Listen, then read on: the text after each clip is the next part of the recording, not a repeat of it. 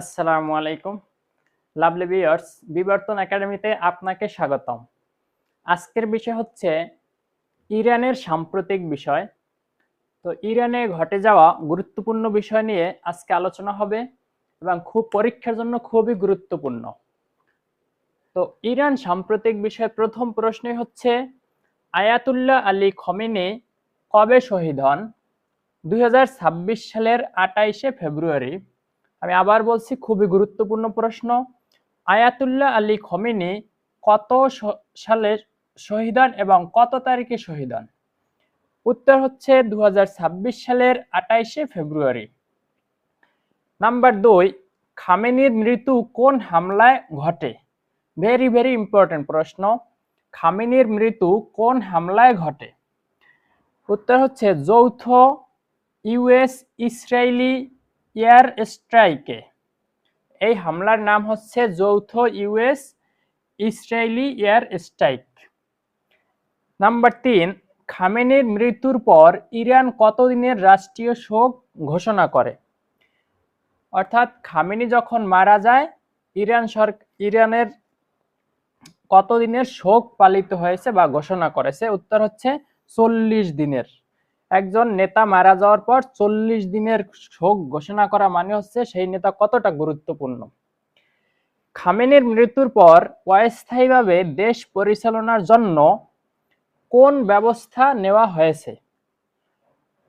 খামেনির মৃত্যুর পর দেশে তো নেতা শূন্য, প্রধান নেতা নাই, এজন্য অস্থায়ীভাবে দেশ পরিচালনার জন্য যে ব্যবস্থা নেওয়া হয়েছে সেটা হচ্ছে 3 সদস্যের অস্থায়ী কাউন্সিলর গঠন করা হয়েছে। 3 সদস্যের, খুবই গুরুত্বপূর্ণ প্রশ্ন। খামেনির মৃত্যুর পর 3 সদস্যের একটি অস্থায়ী কাউন্সিল গঠন করা হয়েছে। 4 নম্বরে হচ্ছে খামেনির মৃত্যু কে প্রথম পাবলিকলি ঘোষণা করে? খামেনির মৃত্যু প্রথম পাবলিকলি ঘোষণা করে মার্কিন প্রেসিডেন্ট ডোনাল্ড ট্রাম্প। মার্কিন প্রেসিডেন্ট ডোনাল্ড ট্রাম্প। খামেনির মৃত্যুর পর ইরানের কোন অংশের মানুষ রাস্তায় উল্লাস করেছে?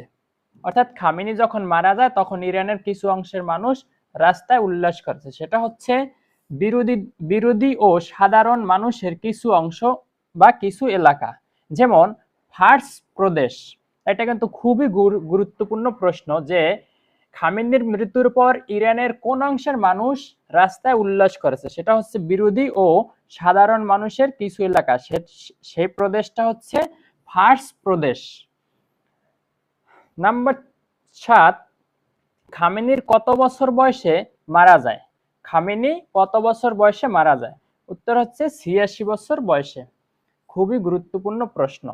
নতুন সুপ্রিম লিডার কে নির্বাচন করবে?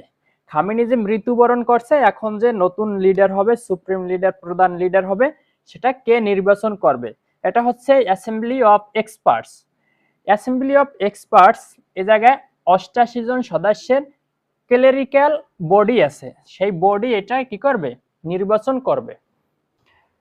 খামেনির সম্ভাব্য উত্তরসূরি হিসেবে আগে কার নাম সবচেয়ে বেশি আলোচিত ছিল, যিনি 2024-এ মারা যান? তার নাম হচ্ছে ইব্রাহিম রাইসি। তার নাম হচ্ছে ইব্রাহিম রাইসি। খামেনির মৃত্যুর পর ইরান কি অঙ্গীকার করেছে? অর্থাৎ খামেনি যখন মারা যায় ইরান একটি প্রতিজ্ঞা বা অঙ্গীকার করেছে, সেটা হচ্ছে কি? সে প্রতিশোধ নেওয়ার অঙ্গীকার করেছে, রিভেঞ্জ। সে প্রতিশোধ নেওয়ার অঙ্গীকার করেছে। ভিডিওটি দেখার জন্য এবং উপভোগ করার জন্য আন্তরিক ধন্যবাদ। নিত্য নতুন এরকমের তথ্য পেতে সাবস্ক্রাইব করে, লাইক, শেয়ার, কমেন্ট করে পাশে থাকবেন। আসসালামু আলাইকুম ওয়া রাহমাতুল্লাহি ওয়া বারাকাতুহু।